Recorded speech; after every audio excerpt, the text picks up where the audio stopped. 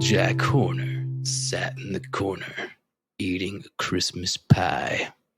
He put in his thumb and pulled out a plum and said, "Oh, fuck me, I'm a good boy." No, that is the weirdest poem, I think, of Mother Goose and weird childhood poems. And that's definitely not a variation on how it goes, you know? Yeah. That's exactly how it was written. The way you read it. Just like how you do my commercials when I'm the one writing the commercial and you're the one reading it. Just line for line, word for word, baby. You got to ad-lib a little bit to fit the moment. Well, guys, we are here doing episode 3. Finally, episode into season 5. That is out of our continuation 3-part episode. I don't know. I'd call them the Enchiridion Chronicles, the Prismo Chronicles. Yeah. Like I said last week, I wanted some sort of name for that like little arch miniseries, but we're out of that now into a really weird turn into season 5. I feel like they wanted filler. Let's go the filler. Let's go fillers. Episode 3, season 5. You know what? Let's do some filler. Dude, I already have it, theoretically speaking, that they were like, well, shit, we got to do a Graybles in season 5. Where do we put it? And they're like, you know what? Let's just get it done. Let's just get it out of the way earlier. Did they have to? They had to do one. Oh, gosh. The fans just loved that first one. Senses? Is that what it was about? It was about senses, I think. I'm at least glad you're on the same page as me. I feel like we're sometimes not really on the same page with, like, was this episode necessary? Yeah. Was it not necessary? And if we're both kind of in that space of, like, filler episode, why was the Graybles after we just finished this, like, epic ending of multiversal proportions, and now we're back into Cubert and the Graybles, and there's one or two little points. It was goof boobs for sure. Yeah. Goof boobs, belabels. Goof boobs, belabels. Yeah. Welcome, all you fresh mint whistles, freshest of all the dribble drabble. I will say. Was it mint whistles or meat whistles? I think it was mint whistles, but I like meat whistles better because it sounds creepy and gross. Yeah, meat whistles sounds very like Terrifier. Getting into spooky season pretty soon. Now, what have you met? You know, I was going to say, man, I am so jealous. The people listening to this podcast right now, when this comes out in September, in the fall, they're listening to it in the fall, and we're not freaking there yet. It's so damn hot. Anyways, we're not there yet, but it's a doozy hot. I mean, I was doing yard work today. It's doozy hot outside. It is next level. Well, we're both in the South, so yeah. It's just, I know it's going on everywhere, but Atlanta, just for day 1 of fall coming up soon, it's going to be like, it feels like 107 with 80% humidity. Like, that's not fun. Well, hey, man, enough small talk. Let's get into how you feel about filler. Because, like we say, this is filler. Is it done well here? Do you like filler episodes in shows? I know you like a good Treehouse episode, but hey, a Treehouse episode doesn't have to be a filler episode. I feel like how do you feel even just generally? It doesn't have to be just about the show. Like, generally, how do you feel about filler episodes and I don't know, media? I mean, I don't hate filler episodes. I hate filler seasons. Filler episodes like this, I think, are necessary. You've got writers that are just like, these Adventure Time writers got to be just pitching ideas, shotgunning stuff. What sticks on the wall? There's going to be more Cubert. There's going to be more Graybles. They expand on the Cubert story a little bit more later on, it's really cool. They keep this a running theme. So I'd say, like, it's not done with a moot point. And if you watch Adventure Time, like, again, you just watch back through the seasons, each one is very enjoyable on its own. The show's not supposed to be taken seriously. Now, flip-flop that and you do things like the last 2 seasons of Parks and Rec, the last 2 seasons of New Girl. One of those 2 of the last 2 seasons are just like total filler. They got approved for another season. The original writers were like, okay, it should have been done by this point, but we got told to do more. That's when I think the art of that is really just like played out. You know what I mean? I don't like your I mean, I agree. I don't like it when it's for the purposes of money or monetizing or expanding a show in order to make more money. And unfortunately, something I love, which is anime, does that all the damn time. Mm-hmm. It's constantly about filler episodes. You have, especially Naruto and sort of One Piece. One Piece does the Dragon Ball Z, like, we're taking forever to do a battle, or we're going to do 100 flashbacks, or someone's going to be yelling for a bit or something. But in Naruto, you just have these random ass filler episodes that it's like doing my homework. I always had to do my homework. I'm like, I always got to watch the filler episodes because you just never know. That's how I feel about it bothers me. Clone Wars. Clone Wars surprisingly did that. Like, it is a super well made, like, 8-season show that is really, really crucial to the Star Wars canon. But you're like, holy shit, we are 4 episodes into some weird subplot on some planet, and all they're gonna do is be like, we saved the base, hooray. And we spent kind of like they made a bunch of micro movies. Like, that's crazy. Yeah. Well, I've talked about this in the past, how I just absolutely admire any author or even studio that's willing to go out on a limb and kind of be like, hey, this is going to be a season, this is going to be 2 seasons, this is going to be 5 episodes, and we're going to do it, and we're going to do it right. Every episode's going to be awesome, and it's going to matter, and or the writing's just going to be so good. And then once, like, our formula has, like, run its course, we're just going to drop it. I mean, that's what's so great about Over the Garden Wall, right? That's what's so great about Fooly Cooley. What's so great about Cowboy Bebop. They wanted to get their idea on a sheet of paper, and then they were like, this is it. Like, give me 1 season. I won't bug you anymore. It just my story needs to be told. I mean, dude, look at Death Note. Like, Death Note's, honestly, it's longer than Cowboy Bebop. It's longer than some of the kind of 10, 15 episode things, but they're like, we have a story from front to back. It's going to take longer than a movie to tell it. Like, give me 1 season of a show to do it. Yeah. You know? Oh man, you want a good long anime that sticks to the point? Watch Full Metal Alchemist Brotherhood. Full Metal is so good. It's like, is that one subset of Full Metal Alchemist, or so Full Metal Alchemist there's 2. Sorry, y'all. We don't tangent here, I guess, but there are 2 shows, 2 anime that they made about the manga. And unfortunately, Full Metal Alchemist caught up to the manga and then had to go finish. They did the Game of Thrones thing. They're like, we got to finish this show. Yeah. We caught up. We're not going to wait because it's popular or whatever it is. But then they went back and they redid it with Full Metal Alchemist Brotherhood, which is the vastly preferred version where they did it to a T to the manga. And I mean, I've talked about it a little bit on the past with this podcast.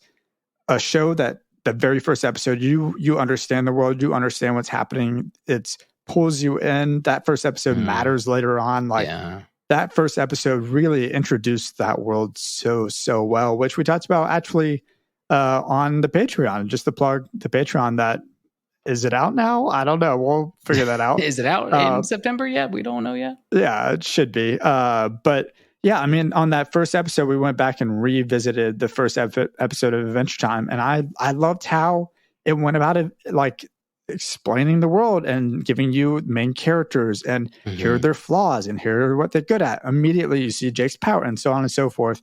And yeah, dude, Full Metal Alchemist Brotherhood does it almost better than anybody else. It's really a great show. That's cool. I mean, I like to hear that that's been done correctly, because Game of Thrones did fuck it up so bad. So I'm glad to hear that even in the anime world, which it's less repercussions for fucking something up, honestly. Well, it's got to be a big show for them, the studio, to be like, let's recreate it, you know. But anyways, exactly. We are talking about 5 more short graybles. Here's the funniest thing is my first line of my notes is "fuck me, another Graybles episode." However, this one, I mean, I think it's not bad. I would say the Marceline aspect of this episode and the BMO aspect of this episode are great. I kind of like those very standalone. Finn and Jake's, it's not Treehouse. It's dumb. I don't like when they make them look stupider than they actually are. I thought were their they story stupid, was a little or were silly. they just determined? They were like, man, you got to put your thumb in something. It was a filler day for them, dude. That's what we're talking about, filler episodes. This is a filler day. Like, when Jake and Finn don't have crazy adventures to go on, they have to make up their own stuff. So I guess they're like, we're just gonna pretend like this Mother Goose nursery rhyme is a dark spell. So I give it. It doesn't hit the Treehouse episode aesthetic, I guess, but yeah, okay, that's fair. Well, I think my beef really was with Cubert. I think I'm kind of mad at Cubert all of a sudden. Like, I do want to know where his place is in the cosmos. Like, what dimension he's in. Does he know Prismo? Is there a relationship there that we'll learn one day? Like, that would all be super fascinating to find out about later down the road. And I don't know, do we learn any more about his relationship with that stuff? It seems like it might be in the future where he is. Yeah. So like, I mean, this episode, we're already getting to my deep thoughts. My goodness, we're 10 minutes in. Yeah. We see that the episode starts off with, he is in space. The spaceship slows down. He's speeding through space. It slows down just so, the audience, which is another weird, like, third wall break. So is he just insane, or is he operating in between, corporeal planes where he sees us as the viewers, also seeing him in his universe? So there is that kind of aspect of a possible potential quasi-corporeal plane, like Prismo, like Cosmic Owl. And then at the very end of the episode as well, he mentions, living beings haven't had five fingers in quadra-grabling trillion years or whatever. Yeah. Which I'm like, okay, they do drop the hint that now Cubert is in the future. He is looking back into the past. And so they do, like, if this episode is important, they do expand on the fact that this is the future in the Adventure Time universe, per se. Yeah. I think I'm just pissed about the themes. I'm kind of mad about him about the stupid themes. The first time, I don't remember if I got it, the five senses. No, this one was way easier if you really did think really? About it. Dude, I thought this was a stretch. I thought this was a hell. Like, I really thought it was the fingers.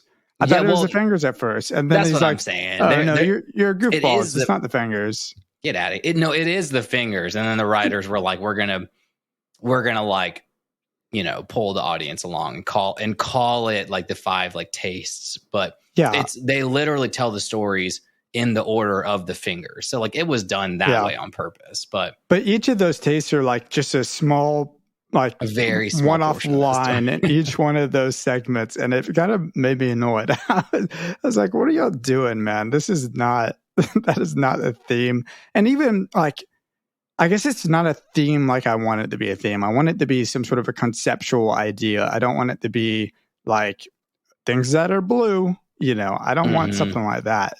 But it is what it is, I guess. We got it. He's my most punchable character, Cubert. I'm sorry, bud. But I would call him slightly less punchable than the first one, though.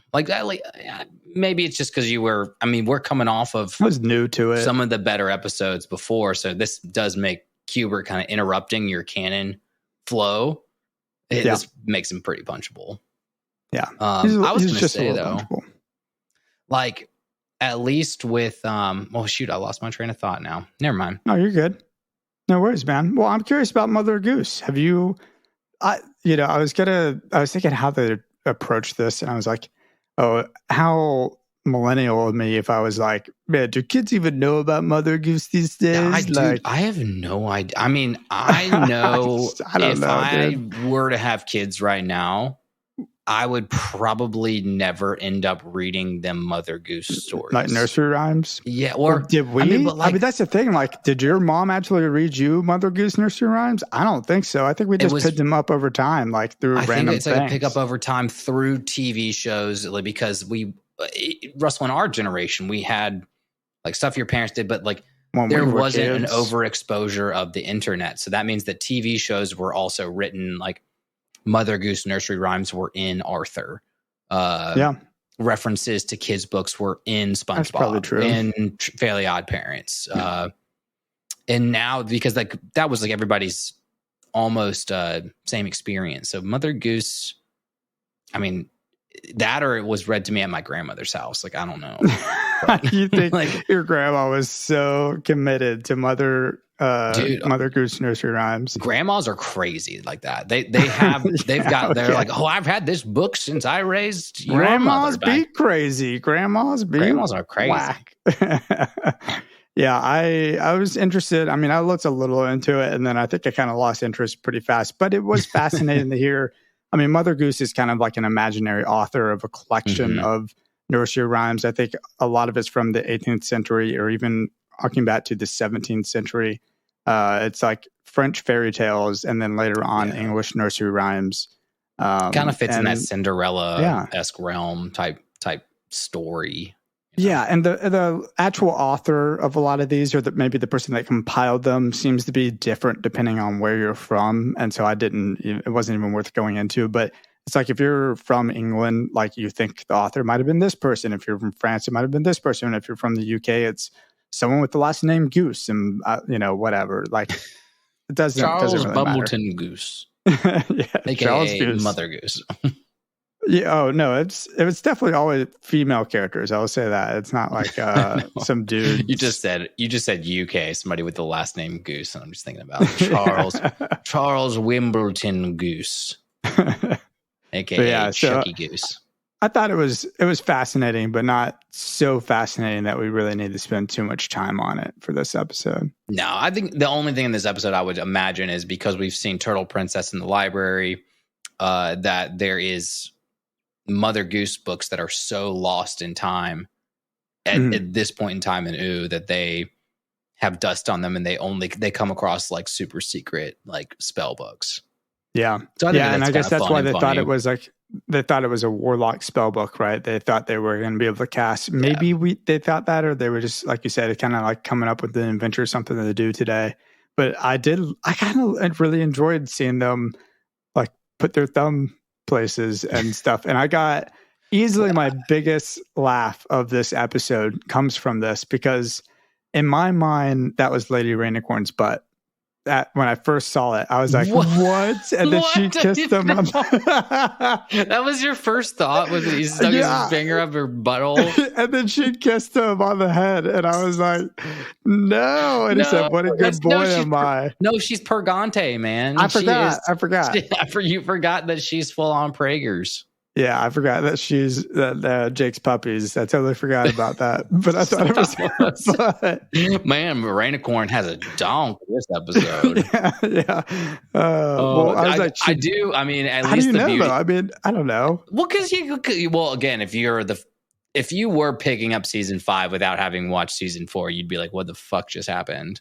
But if you are following the canon, you do know she's pregnant. The babies have not been born yet.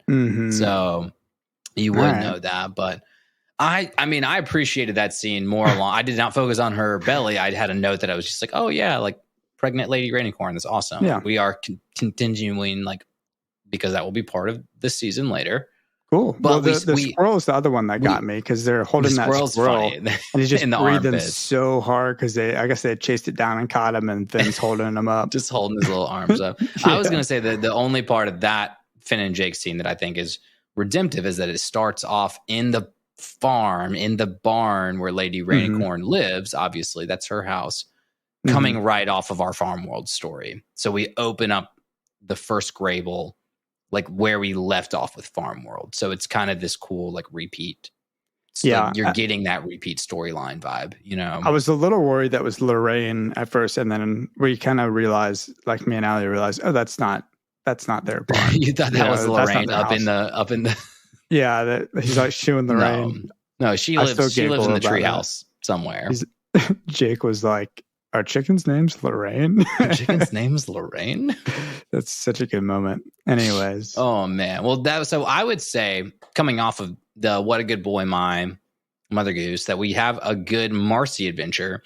And I think this is my favorite because we only got Marceline introduced into the show when she was like, I have adventures. I go all around. I, mark my territory. I do whatever.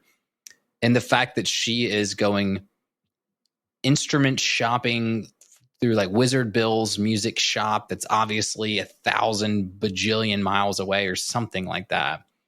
And that this is kind of, I think, a cool glimpse into Marceline's past and kind of like how she just went about life, like back in the day before Finn and Jake, or how she still goes about it now, I guess. But I like that. I like kind of seeing like she does her own thing, like on her own days. And she's like, and that involves my lovely of the episode is the rock giant drummer, He is absolutely not Lovely of the episode. Yeah, that's it. That's a good Lovely. Why is he your Lovely? You just enjoyed his presence and his drumming? I just appreciated the fact that he is just chilling there, playing his tiny drum, but just he is so hyper focused on it. She has to kind of interrupt him 2 or 3 times before she can get his attention. But he is all about getting that drum down.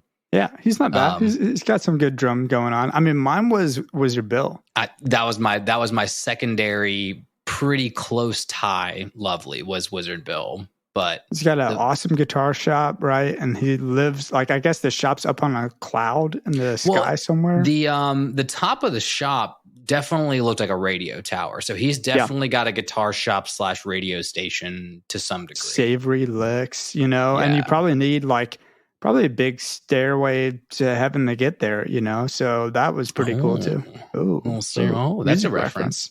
Well, that's a reference. Yeah, I'd be down there trying to get up to his music shop, just being like, "Hey, you get off my cloud." Anyways, sorry. No more music references. The last thing I'll say with Marceline's just story, because it's not a story, it's just literally 40 seconds of what happens to her. Hey, index finger, baby. Index finger. Index finger, part of the story, is I do love the pan shot down because it puts you back into perspective that Finn and Jake are here, she floats up here, and then the pan shots down to the Candy Kingdom. So this is the clouds above the Candy Kingdom. And I like that. I like the reminding the audience that though the Candy Kingdom sits there is underwater worlds, there's cloud worlds, there's crystal worlds, there's all this stuff going on. The ecosystem of Ooh is just wild, Oh, yeah. So I did like that pan shot down to the Candy Kingdom. Well, my tops was actually her riding on the giant's index finger. I thought that was such a cool moment. Dude, and just the animation was That was my tops of the episode, too. Yeah. Was literally the animation of her getting on the finger. And her loving it. She's just riding it like a bull. Oh, yeah. She's just having the time of her life. And that was a great shot. Great animation. It was great. Well, Ned, I think we should go to a little commercial break, maybe. Is that cool? We'll take a little breather. We might learn a little bit more about Jack Horner in this advertisement. In a corner, not so wise, lived young Jack Horner, full of surprise, but mischief stirred within his heart as he played a mischievous part. He'd stick his fingers without care in pies and tarts, a daring affair, spoiling the treats for girls and boys, a trickster's joys in his ploys. With a sly little grin upon his face, he'd leave a mess, a sugary trace. Little Jack Horner, not so good, misbehaving as he should. His pranks were known both far and wide, in kitchens where pies were set aside. But oh, the mess he'd surely make, custard-covered fingers, what a mistake. So let us remember, young and old, to keep our manners, a story told. Little Jack Horner, a lesson to heed, respect for others' treats indeed. And we're coming back. We're back. We are back. What's up? Back into the Graybles. I guess I didn't introduce myself. Did you introduce yourself, Ned? No, I don't think so. I'm second half of the episode. I am DJ Nettie P. Yeah, I'm Russell. All right. Just wanted to do that just in case people were like, who are these people I'm listening to? I'm a first time. This would be a very, very weird first timer episode. So if this is your first time, I apologize. On behalf of you for not being a normal person and going back and listening to the other normal episodes.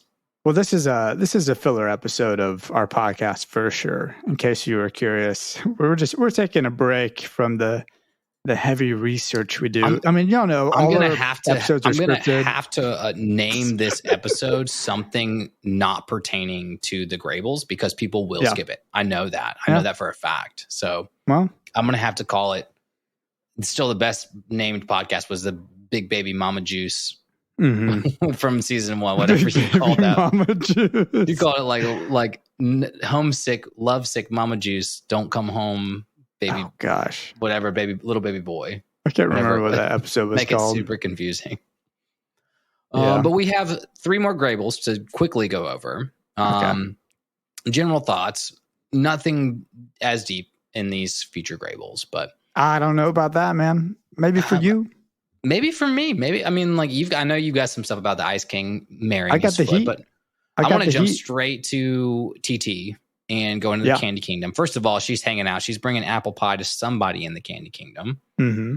She gets a fingerful of Finn and Jake in her apple pie, which sounds way too dirty to say. Yeah, the way you just said that was interesting.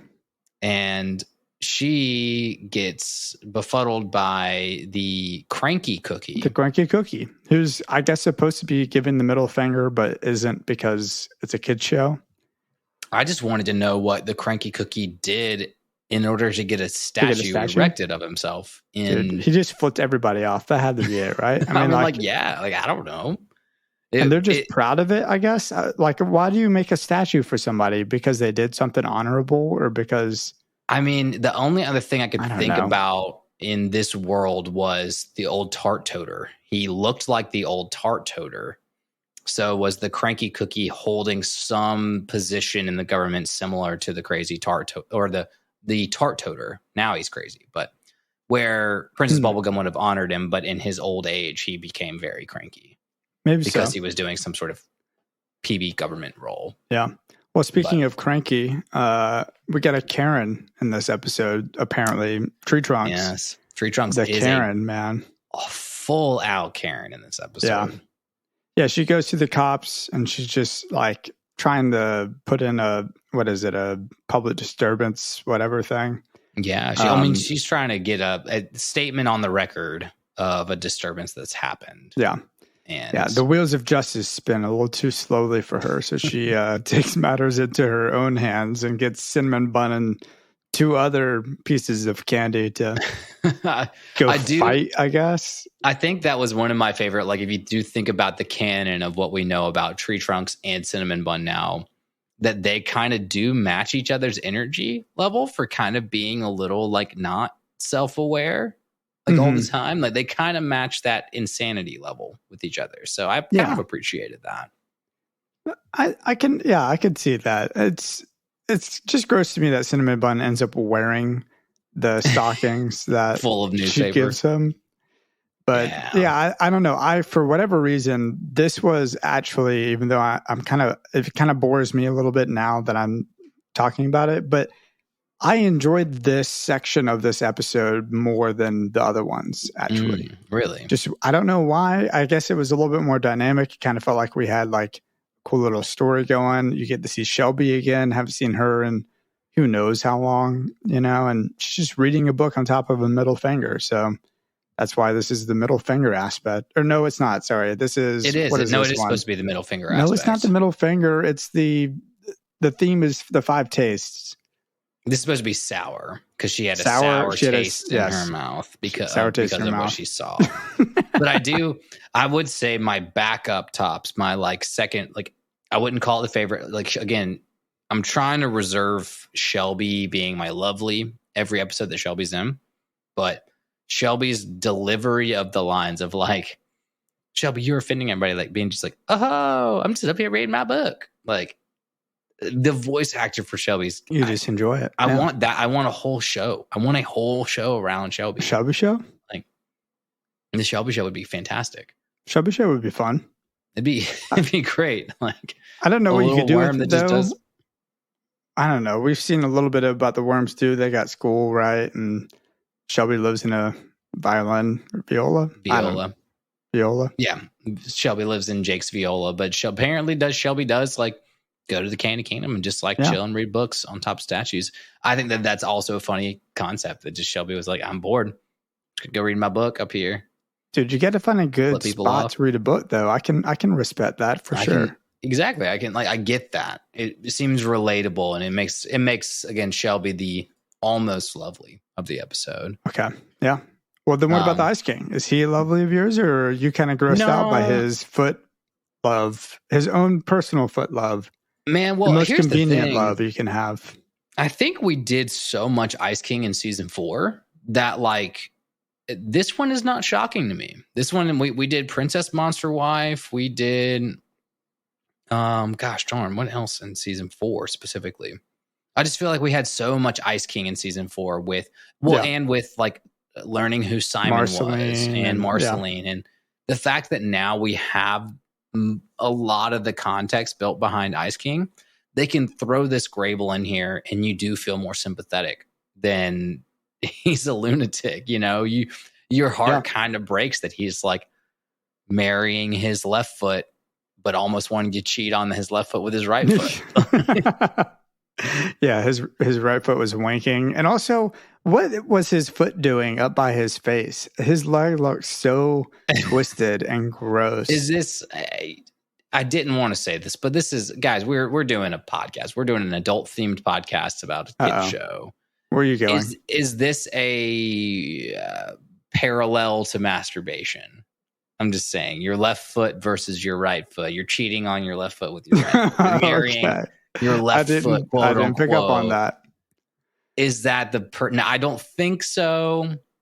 But it has to be somewhat in question, I guess. I mean, I don't know. I don't even know what I want to say about this. Because if the writers were like, oh yeah, he falls in love with his hand, and then the right hand comes in and you're like, oh, that's easily a match. So maybe I think that could have been the storyline, and they were like, no, we can't do hands because that's like overtly sexual. So.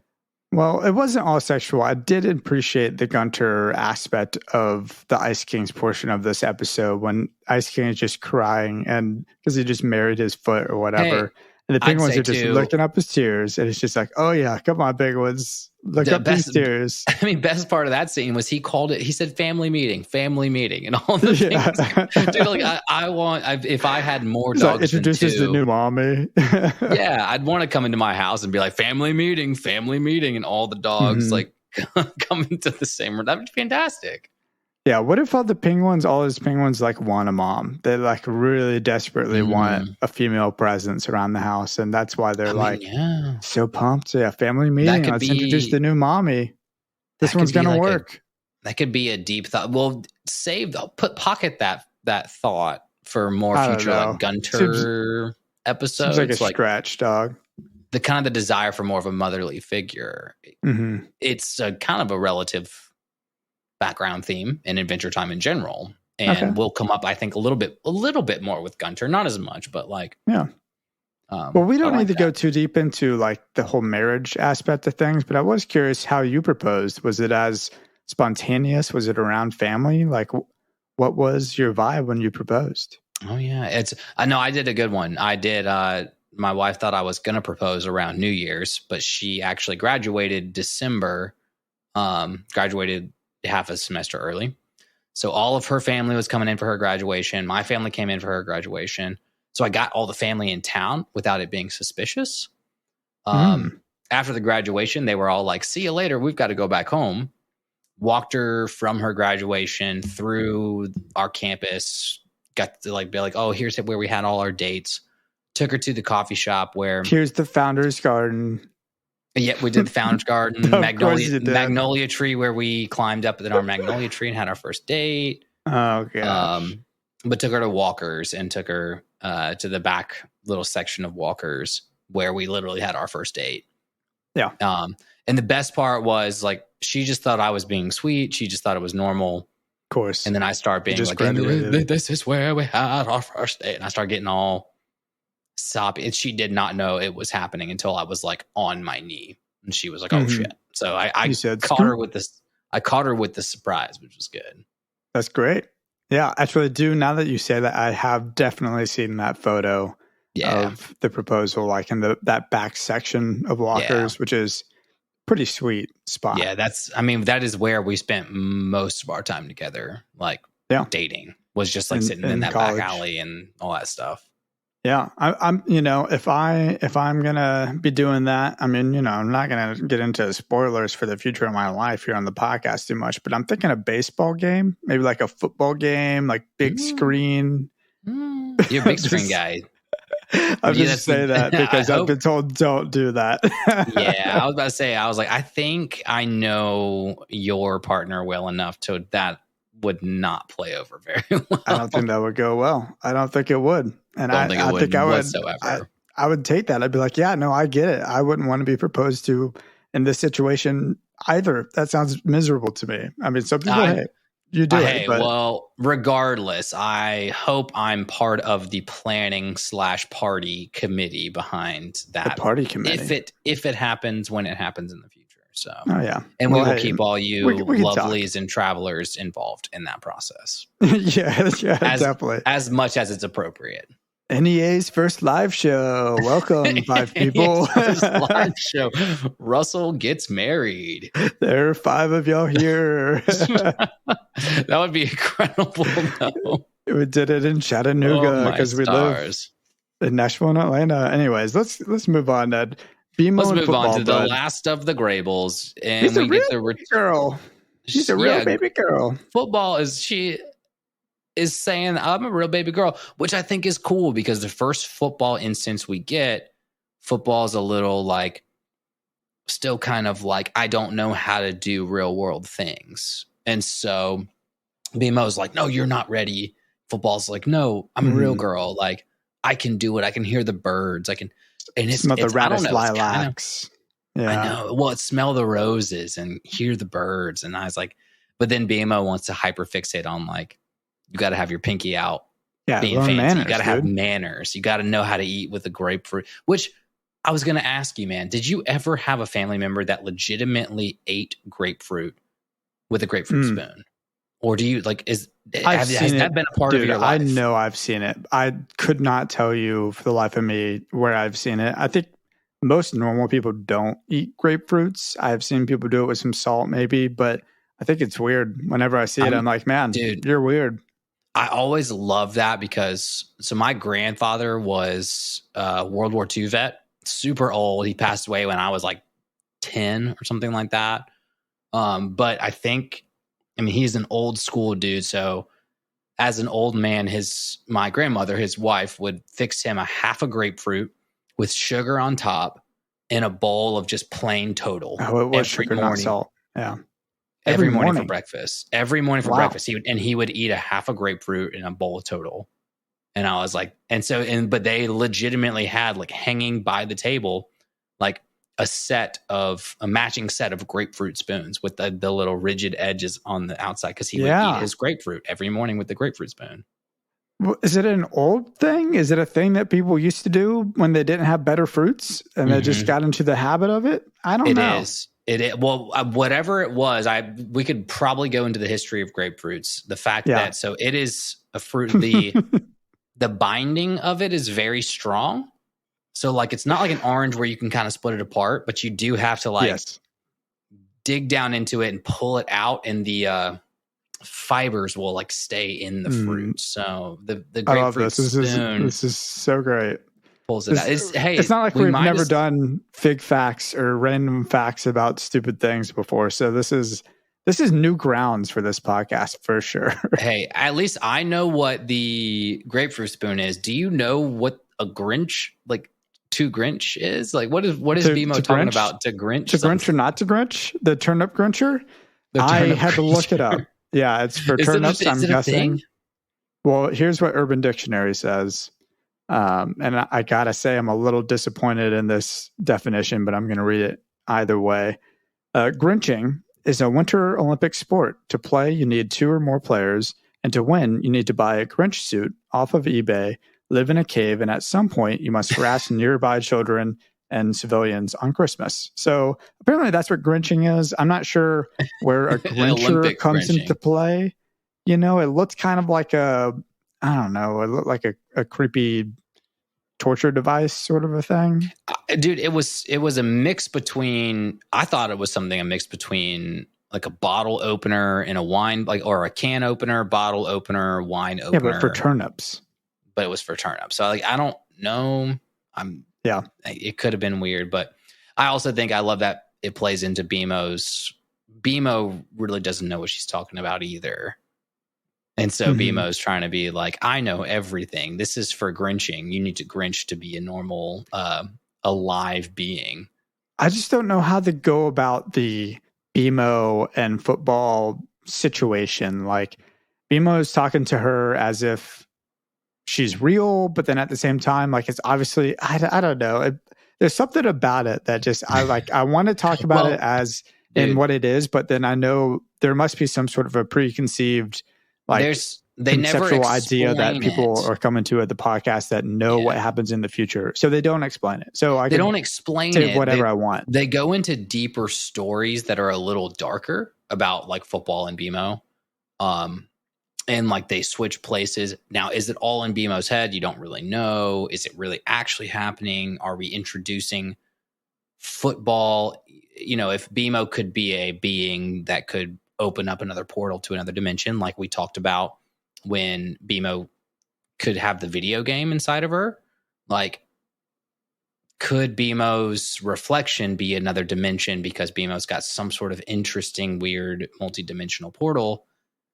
But in this scene specifically, it is very compelling. They're flipping really quickly between the reflection and BMO and football and BMO. They're doing it really quickly. BMO's pinky is up the whole entire time. And every time they flip back to football in the reflection, the pinky's down. And every time they flip back to BMO, the pinky's up. And it's really quickly.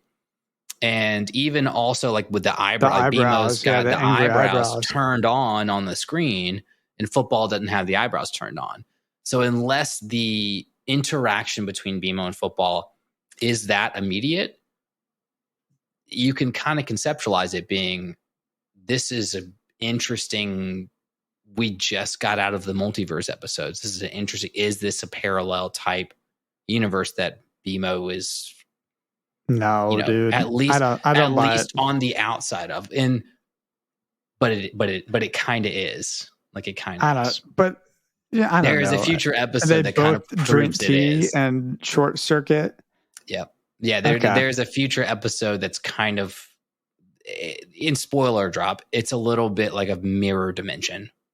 And they kind of go into what the concept of a mirror dimension would look like. Yeah. So just sit on that, bake on that. Let let me go get incubate your mind on it. I'll get a grapefruit and chew on that a little bit. Yeah. Well, that's my final thoughts on BMO football. But overall, I want to just I keep doing this as if it's like a staple, but we feeling good. Like this was we just finished our big season 5 starter, and it was awesome. And now we kind of get into our season 5. Welcome to a lot of episodes about to happen. Like, you still feeling all right? We still feeling good? Yeah, I'm feeling okay. I kind of needed an episode like this. I needed an episode that wasn't so intense, wasn't so gung-ho in the canon, and we could just sit around and hang out. And even if it was a 5 short graybles and not like we're dodging knives that are make-believe because we're imagining, or we're in a box and we're imagining crazy events happening and Squidward's getting annoyed. Good episode of SpongeBob, Good episode. Great imagination. And even if the theme was stupid, and even if it was the 5 fingers, I'm still kind of pissed off that the theme wasn't deeper to some degree. I think my issue with filler episodes is you could do filler episodes and they could really feel good about the story or what's happening, or it can be really relevant. Or you could do filler episodes that don't matter at all and that are totally just like skippable. And you could do filler episodes like, again, I'm going to bring up One Piece because I mentioned it earlier, how they do, where there's sometimes a lot of them are like filler for about 80% of the episode. And then in the last 2 minutes, you get like a thing that's coming, or you get like this is important, I'm glad I watched this episode moment. And that bothers me too. Like, I would rather it just be like, hey, we're in a moment right now with Adventure Time.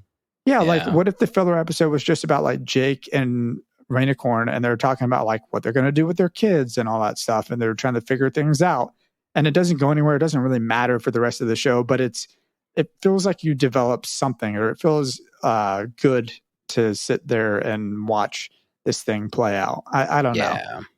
Adventure Time does a really good job at that. And to your first point, that's why I like the Treehouse episodes.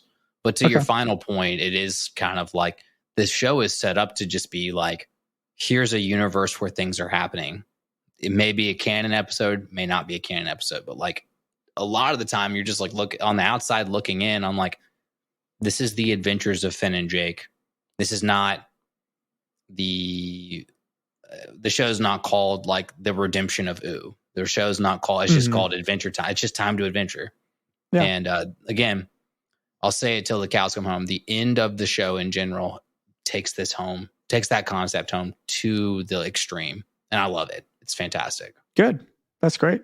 Well, what's your lesson for this episode? If you're going to narrow it down into just this 5 more short graybles. My lesson from the short graybles is if it involves sticking your fingers into something, it's probably not going to make you a good boy. That's just my... there's not many things that they say, go stick your fingers in that, be a good boy. I don't know. I mean, what about these, Ned? What about these, bud? The video game controllers. It wasn't good. I do the Adventure Time. He got them. Well, it was the full circle mentality. So they did introduce a full circle aspect of an episode into a Graybles episode. I think BMO gets to punch them, right? Isn't that how that works? You do the little sign. With the little 666-999 whatever on the thigh. Oh, is that what that means? I just thought it was just the okay sign. No. There's something about it being like 999 something. No, I don't know. If you guys played the game, I don't know. Are we also showing our age in this episode? Like, I don't know what you're talking about. I'm just a young boy. You're just a young boy. I'm a real boy. I'm a real boy. Oh my gosh. You good? Yeah, I'll tell you later. What is happening, Ned? We gotta finish the podcast, bud. I had an itch on my leg. I just took a shower, guys. I had an itch on my leg, and part of the wood from my drawer was in my underpants, and it was itching my leg. Oh, that's weird. Pulled it out. That's weird. I just TMI, noticed it now, bro. and I was like, TMI. That's like the weirdest thing to happen to me, like live on a podcast. Yeah, that's pretty weird. Did you have any lessons? I don't have a lesson. I think I learned that is not Lady Rainicorn's butt, is what I learned. That sometimes a pregnant belly can look like a thick, juicy peach. Hey, sometimes it's not about the butt with Adventure Time, and we thought it was the first 2 seasons, or at least I thought it was. I thought it was all about butt jokes. It really was all about the butt the first 2 seasons. I can tell you that much. We almost didn't have an episode without a fart joke. Now it's not about the butt. It doesn't have to be a look at us, we're doing a mature joke. It can just straight up be a pregnant woman's stomach. So that's good. It's good. It's a good lesson. It's a good real world lesson. Yeah, I learned something. I learned something really essential and really important for my real life today. Don't go sticking your thumb in pregnant women's butts or bellies.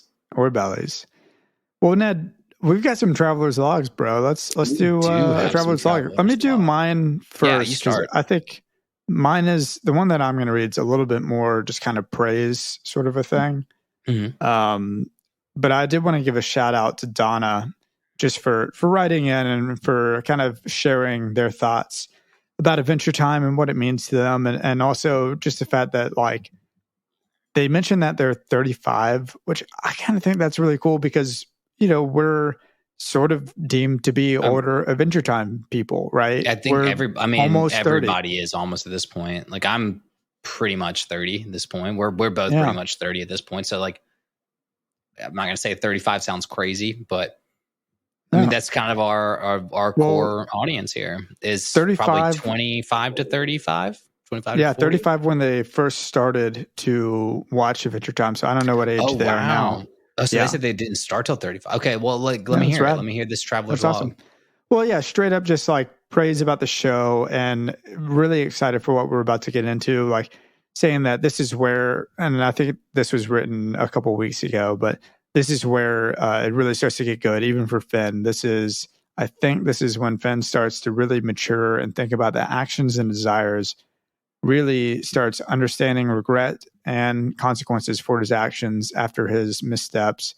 It was such a revelation for a kid's show. I'm looking forward to, and this is not a character I'm familiar with. Is it Pilhoy? Puhoy?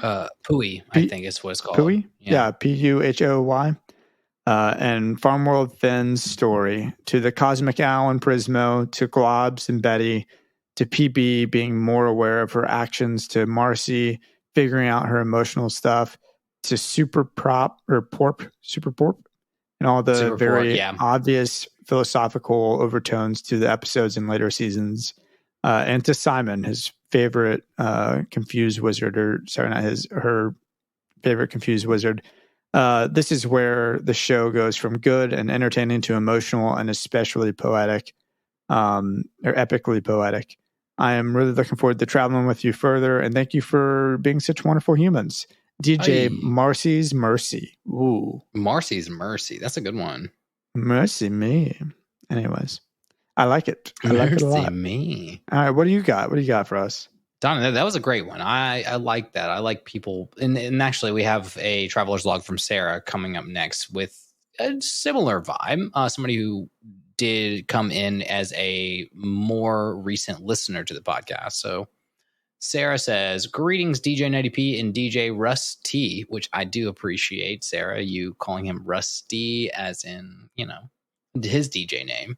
I discovered your podcast earlier this summer and I binged it, and I wanted to wait to write you guys until I was all caught up. I'm finally to the point to be able to listen to you guys release, and I'm pumped. This show is show has such a special place in my heart and has helped me with my adult life, more in my adult life than I think it did when I was a kid. So comforting while also pushing me to question the world around me. Again, that's the point of Adventure Time, dude. Getting fresh perspective on real life, adult life is not that different from the way you perceived it when you were 13 years old. Sarah goes on to say, I cannot wait for Russell to be able to watch Fiona and Cake. From my understanding, it will be basically a continuation from a certain point of Adventure Time. It will also be expanding on the multiverse theories, and we will be starting to finally dig into. I've also recently just started watching Bravest Warriors. I'm not sure if you've ever been brought up on the podcast. We brought it up twice, maybe. There's the first 2 full seasons on YouTube. It's created by the same minds as Adventure Time. I think it's either Penn Ward or Adam Muto was Bravest Warriors. It's hilarious, by the way. It's kind of like what Adventure Time season 1 was out, and then they did Bravest Warriors. Like, was kind of like, hey, let's get edgy. Like, let's do like edgier adult jokes. Yeah. So they were doing that as a YouTube series while Adventure Time was coming out on Cartoon Network. She said it's a more raunchy version of the show, and it's so fun for those who grew up in the universe. Sarah, you have a lot to say, so I might skip this paragraph. I really enjoy your podcast. I find that I have a lot of the same thoughts and always get a little excited when I feel like knowledgeable enough about what y'all are talking about. And you said y'all, so I appreciate the fact that you said y'all. What y'all are talking about to include my 2 cents. I will be writing in more as I gain confidence, LOL. And I am so excited for your Patreon. I've never used the platform before, but we'll try just for you guys. Sarah, you're the best. She says, I'm eagerly awaiting your next episode. Keep up the good work. Thank you for sharing your love of Adventure Time with all of your travelers. Hope to hear from you guys soon. Signing off, Sarah. I'm not going to read your last name, aka DJ Lil Tooster. Lil Tooster? I think it's like LIL number 2 STER. Lil Tooster. Cool. Well, thank you, Sarah, for writing in. I guess both of those were sort of a bit about praise and less so about theories about the show or thoughts on an episode. But for what it's worth, I enjoyed them a whole lot. So hey, we want people to engage with engage with deep thoughts, engage with praise of the episode. We're gonna read it. Like we want people to write in. Like if you want your stuff to be said on the podcast, I mean, I'm not gonna tout our horn and be like, oh, don't you want to be read on this super famous podcast? Oh, that's not what this is anyways. So well, y'all, thank you so much for joining us for this episode. I had a lot of fun. Ned, do you have a rec for us as we're kind of winding down? Ooh, I have a rec for you guys that I will more fully expand on in our latest NEA and Beyond, because we will be doing separate podcast episodes about some Adventure Time, some non-Adventure Time stuff on our Patreon, on our podcast called NEA and Beyond. But I just started Zelda Tears of the Kingdom this week. There we go. I will recommend it because as a very avid Elden Ring fan, this feels like Nintendo's version of Elden Ring. That's all I'm going to say. Definitely. Everything else is going to live on the Patreon. So all right, that sounds good. That's my rec. What about you? Man, that's a good rec. And I love that you're plugging the Patreon. We need to just commit to a date. Can I just tell you a date and say this is when we're releasing the Patreon? Yeah, this is when we're getting married. All right, we're doing that September 12th. How about that? It's a Tuesday. So we'll have an episode come out and the Patreon will launch on the same time. That's good. Okay, September 12th, guys. Get there. Yeah. This is going to release on September pretty close to 12th. I think the Tuesday before the 12th. That works. If this comes out the Tuesday before the 12th, then that's perfect. We'll see. I don't know. The 12th. If it's not out, it'll be we're committing. It's the 12th. That's when the Patreon's launching. Hey, bare minimum. Hey, the Patreon's going to be a little bit. Hey, for everybody who's been with us since episode 1, it was kind of a mess. Like the podcast was a little bit of a mess at episode 1. So give us some breathing room. The Patreon's going to be a little bit of a mess come episode 1 and starting. It'll be good. So hang tight. Be good. I haven't listened to the recording yet. I hope it's, it's probably pretty solid. Yeah. I enjoyed the episode. Anyways, my rec, man, I've been listening to, I've gone through it almost twice now. McCartney, which is Paul McCartney's first solo album. Interesting. I've never given it a listen. I, for whatever reason, just had a couple Beatles songs come on playlist recently. And I've always enjoyed the more kind of slow, down to earth, like almost Americana vibey songs from them. And so it's kind of nice that this is a whole album of that. But really what it is, it's a whole album of just like, it's filler. Honestly, it's a lot of filler, just random instrumentations, incomplete songs. It's kind of wild. He released this right before Let It Be came out, right as the Beatles broke up, right? So this is... I was going to say, it's probably just an interesting like pump and dump of the stuff that he wrote that the rest of the band didn't really want to pick up, right? So I think there's only one song on there that is that, actually. I think for the most part, and I haven't done too much research because I just got into it. Well, what happened, the whole different story, what I've read so far about it, because I want to do more research about it, is that he was really depressed. He was really drinking a lot, and he moved with his wife and their 2 kids out onto like a farm essentially in Scotland, and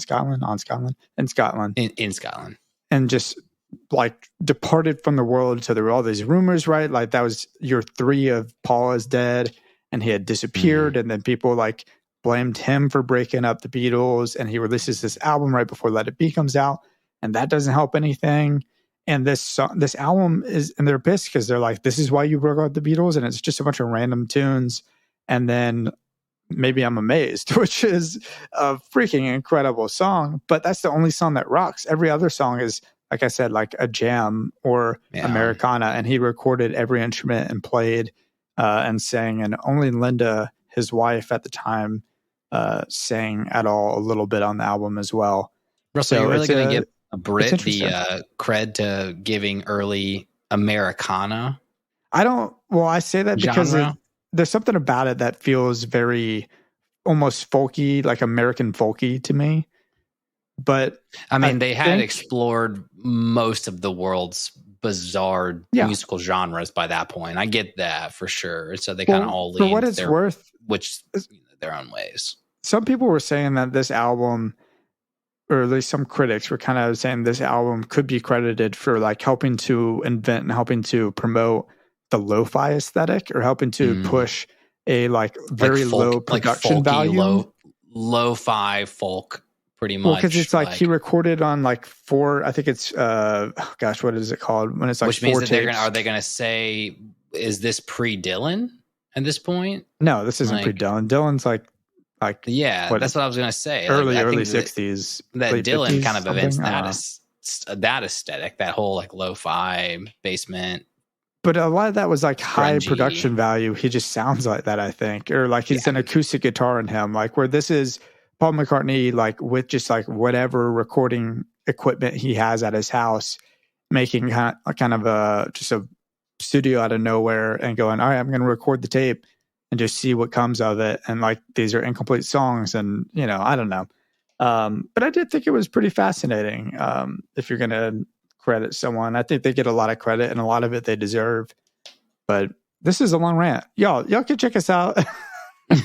this is hey, it's a good rant. I feel like for how much you've talked about the Beatles on the podcast. I love the Beatles. To talk about your next step into you're growing. The podcast is growing, and you're growing. You're talking about okay, I'm getting into my Paul McCartney phase. Like, yeah, maybe so. Don't get into a douchebag John Lennon phase because I won't want to hear it.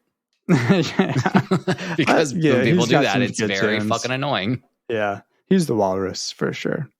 But where can our lovelies and travelers and Bing Bongs and Ice King foot princesses follow us? Never Ending Adventure Podcast on Instagram, TikTok, we're Never Ending Adventure Cast, Twitter at NEA_podcast. You can email us your thoughts, your opinions, get on the Traveler's Log. I really want to hear some theories or maybe some what would it be called? Some like arguably wrong opinions. Like give me something that's like might be controversial in a like fun, debatable kind of a way. Give me stuff that we talked about on the podcast that you think we're wrong. We're wrong about. That's like counter us because that makes for good content. You're only going to make us sound better when you help me. I'm just a boy. NEA.travelerslog@gmail.com. And if I haven't responded, I usually respond to them. We may not have gotten it. So make sure you're spelling travelers with one L and everything together other than the dot in between the NEA and Traveler's Log. Sorry for you UK listeners. Yeah. Yeah. Thank you so much. This was a great episode. Enjoyed talking about it. I wouldn't say this is going to be like a go back and rewatch all the time episode for me by any means, but Russell, I just enjoyed talking to you, man. I don't even if it's an episode I hate, I enjoy the podcast more than the episode. Mm-hmm. How about that? Yeah. That's beautiful. I agree. It's a beautiful little art form we have here. Yeah. Well, yeah.